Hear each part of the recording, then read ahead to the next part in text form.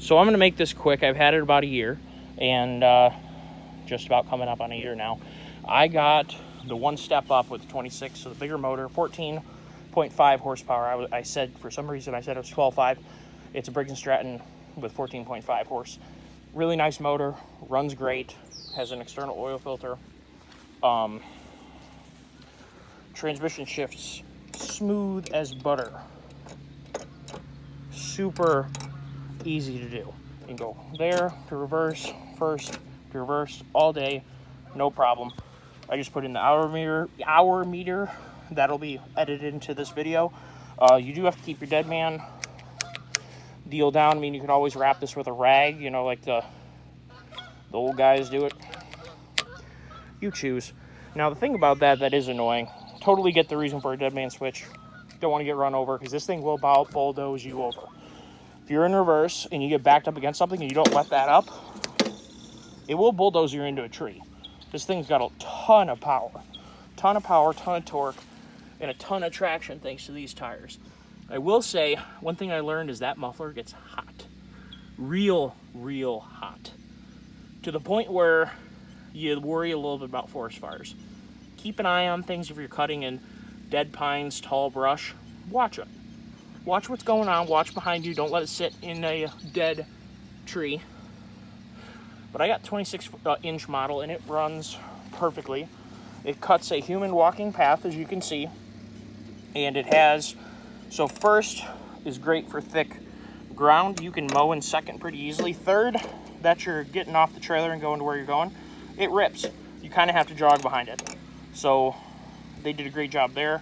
Haven't had any power with the drive mechanism. Now I got the option with these, the brakes. See that?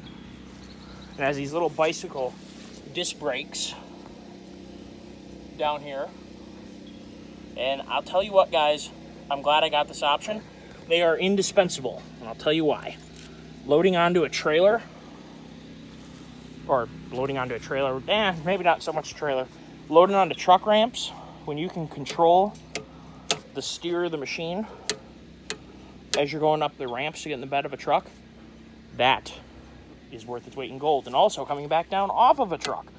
Drag both brakes, slide it on down. You don't need to turn the mower on to come off the truck. You can just manhandle it. It balances pretty good. I'm just taking one hand. And with the drive, you can use the drive, of course, to help rock it back and forth.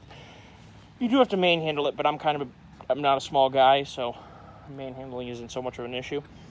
Like I said, I got the 26-foot cut. This is the standard blade. I do have the high strength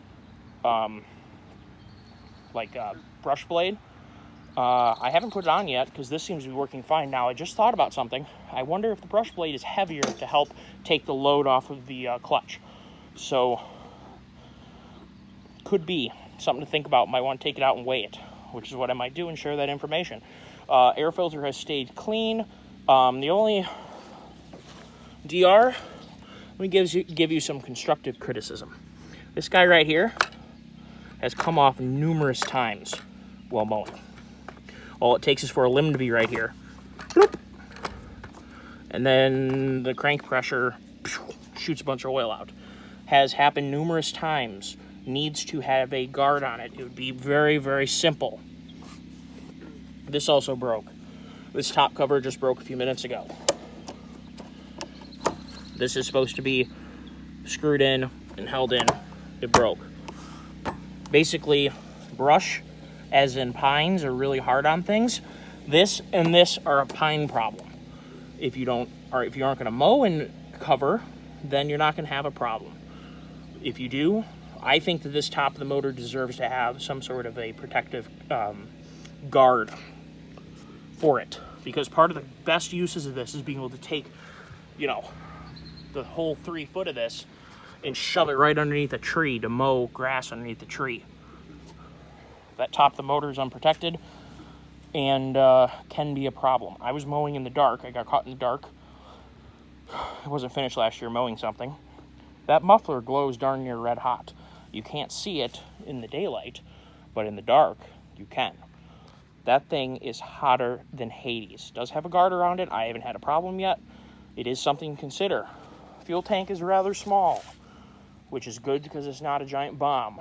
And also, if you ever broke it or something happened in the woods, you don't have tons of fuel going everywhere. It's not terrible. Honestly, you're probably going to take a water break before that thing runs out on you. But just keep it in mind, it's not a massive fuel tank. So if you're going to go way back into your property and mow, bring a four-wheeler with a jerry can on it. I think this is a wonderful unit. It's a wonderful concept. It cuts awesome. It says Pro26 on it because it's the Pro26 model. Love the motor. External oil filter is great. I just put 040 Kawasaki oil into it. I changed my oil a lot. There's probably 10 or 12 hours on it of hard running, full throttle. And I've changed the oil 6 times because I kept having that oil cap pop off, and God only knows what dust fell in there when that happened. So keep that in mind. If you're going to have one of these, watch that oil cap. I was bombing through making a trail to walk on, which I ended up having to use for an emergency deer extrication trail. And that trail came in handy, but it meant basically crawling on my hands and knees with the mower driving itself underneath pines. That popped off, and by the time I could actually see what happened, it had been shooting oil out for a while. So keep that in mind. Maybe it's a little harder use than might be a normal use for this thing. It'll bomb through 1-inch junk material like it's not even there. If you have like a whole run, oops, found something to cut myself with today. If you find, if you got a whole run of regenerative growth of like 1/2-inch stuff, this thing will just right there. 1 inch, you might need to come down, like that. It's amazing what this thing cuts. And it's amazing what time saver it is. And it's amazing what a great walking path you get afterwards. It's a perfect width. That's why I got the 26, and I got the bigger motor with the smaller blade. So the step-up motor without going up, step up, and I think the next size is 32 or 28. It's one of the two. I didn't even consider that because I thought 26 was the perfect width. I'm a rather large man. This is my comfortable foot spacing. If I was walking, So it more than adequately cuts a path for a human. And you can basically walk hand in hand if you got a better half, especially if the man biases over. You can walk 2 wide, or you just take 2 passes. And, 26 times 2 is a perfectly wide trail. So I think this is a great unit. If you have property you need to take care of, I think it's a wonderful unit. The operating station is super easy to deal with. I love this new hour meter. And I haven't set it RPM right now, but I just put it on. What does that say? Oil in 25 hours. Okay, that's fine. So lube in 250 hours. That's kind of cool. So that's cool. So it gives you an idea of what your service interval is. And I'm sure that you can reset it by probably holding that single button. Yeah, so I think we're in pretty good shape here. That it's a nice little deal. This control panel is very, very nice. This thing is easy to use. You start it by pushing it all the way up to choke, fire it up. I back it back down and let it kind of idle down here, but you need to run it for 10-15 seconds up there, or else it's going to stall. Let it run up on choke for a little while, then back her down and let her warm up just a smidge. Enough time for you to put your gloves on or whatever you're wearing so you don't cut your finger on something. I don't know of too much else to tell you besides, this is obviously your blade engagement. I didn't have a problem today. I left it down here, picked up the mower, engaged the deal, lowered it back down, revved it up, and went on with my day, and I haven't had a problem. So we'll see if that makes that hold up. Now that I know how to fix it, it's not so scary. It just sucks to have to worry about having those kind of parts around. Not a hard job. Like I said, now that I've done it, it's not that scary. So, here's the unit. If you guys are looking for one of these, I kind of did a shot in the dark. I'd never touched one before, never used one, and I just ordered it from DR. They had a sale going on. Supposedly the prices were going to go up, so I'm like, well, not only is there a sale, they're saying that prices are going to go up. Might be a good time to buy. And I did, and I think that I made a good choice. And you can get all kinds of different attachments. I think you can get a snowblower, you can get a blade, you can get all kinds of stuff for this thing. And I was going to look into it more because this is one heck of a unit. It's tough, and I already have it, so you may as well have more equipment. I would love to see if they make a chipper for this. That would be pretty sweet. So yeah, it's a nice unit if you guys are looking for this. So you got a deer property, or you just have a property that has some overgrown aspects, you might want to consider it. Thanks for taking the time to watch, everybody. Please remember to like and subscribe. So that DR does things that other mowers just can't do. Now, this might be pretty easy. I bring my zero turn through here, no problem. Let's keep going. It's fantastic to cut up things that are growing when they shouldn't be, like junk vines.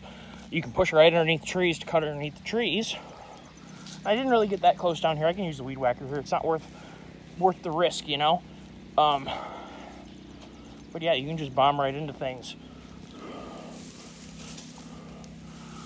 I did that one too, of course. It's an amazing tool. So far, other than busting the clutch, or actually busting the retaining bolt, which might be a shear pin, which you will see if when you watch that part of the video. I just did this. I need to trim back here. This is so overgrown from years and years and years of it being neglected. But the mower lets you come in and do a pretty nice job right along the pond. Now we can get the rest with the weed whacker, like I said. Sure saves a lot of work to not have to do lots of weed whacking. But she'll bomb right through wet ground. And I just cleaned up under there with it, where my zero turn couldn't go because it was too slippery. Yeah. How much nicer that looks. So the plan, hoping tomorrow, is going to be to do the same thing I just did right there to all those. So we can actually go through here again. We're going to reclaim some land. But we'll do a review of the mower right now. This too, you can get right up to the water with it. I mean, we whack the rest of it. Probably could have gone a little bit farther, and you can always hold it out over top of the water, but it's not worth it. I'll weed whack it. The water level will also go down a ton here rather quickly. It's just springtime height. It goes down about right here. So a lot of this can be taken care of once that happens.